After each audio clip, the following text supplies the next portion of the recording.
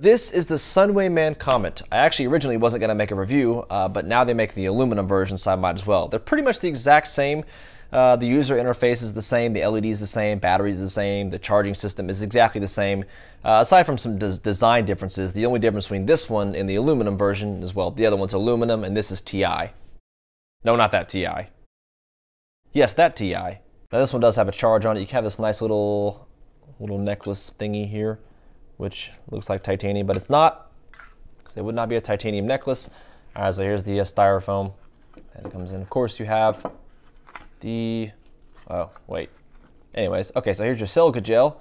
Nice little spare O-ring, which you might need that in the future. Your instruction manual, all that stuff down there. All right, so here is the titanium Comet.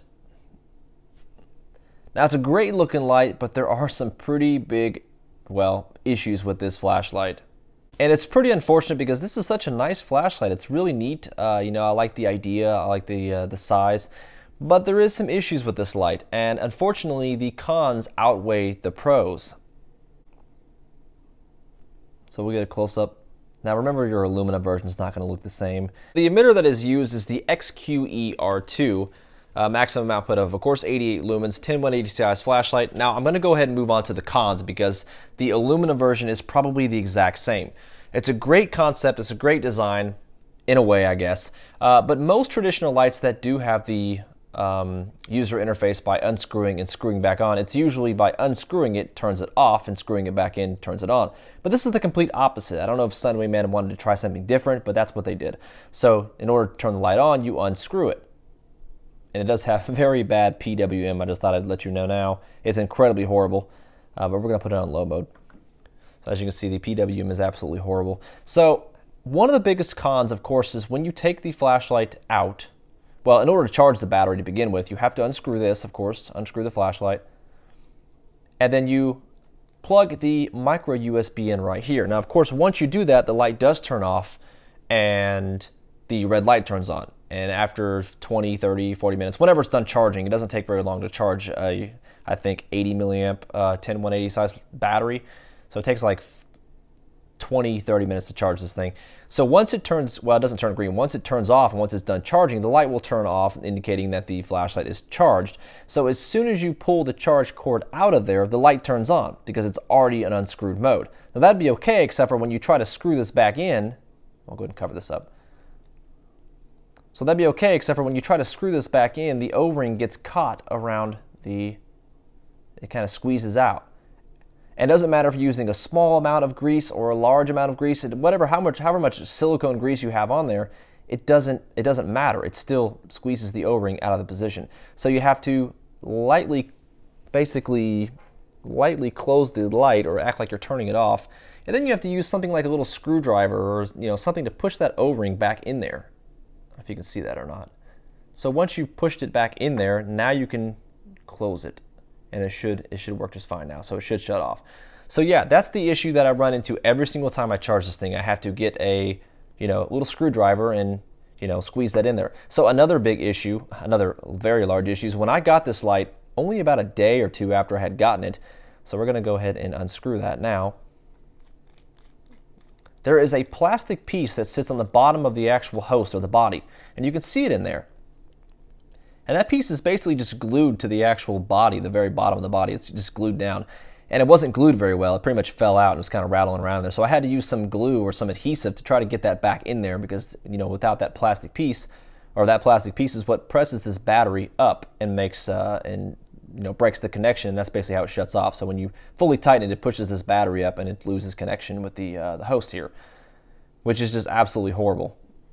Because then you have to, well, at least on my model, I had to glue it back in there. So we'll go ahead and take this off and show you guys what the battery looks like. There's the back of the head, if I can ever get it to focus. So there's the back of the head, of course. Seems pretty sturdy. This spring is definitely solid, but certainly not, So here's the battery. As you can see here, it's kind of got a, tiny bit, it kind of protrudes out about 1/4 of a millimeter. And of course that plastic piece, pushes the battery up and breaks the connection, and that's how it shuts off. So not a very smart design. Definitely not by any means. So we'll go ahead and put this back in there. Okay, so now it's on, we'll put it on low. All right, so when you do that, of course you put the light back in there. Make sure you don't cross thread. And now it's time to turn the flashlight off. So we'll go back to this. And as I do that, it's squeezing the O-ring back out again. So now I have to redo it by getting the screwdriver here and pressing it back in there. So as you can see, that's basically one of the design flaws or issues that I'm having with the light. And now I'm still having a problem. And while you're messing with this, you're killing the battery. So